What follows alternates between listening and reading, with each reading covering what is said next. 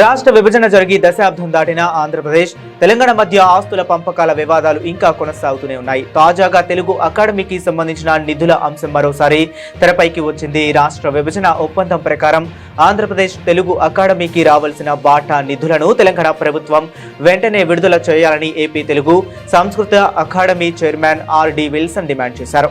Supreme court ఆదేశాలు జారీ చేసినప్పటికీ తెలంగాణ ప్రభుత్వం వాటిని బేఖరాతరు చేస్తుందని ఆయన ఆరోపించారు. నిధుల కొరత కారణంగా ఏపీ తెలుగు సంస్కృత అకాడమీ కార్యకలాపాలు తీవ్ర ఇబ్బందులను ఎదుర్కొంటున్నాయని విల్సన్ ఆవేదన వ్యక్తం చేశారు.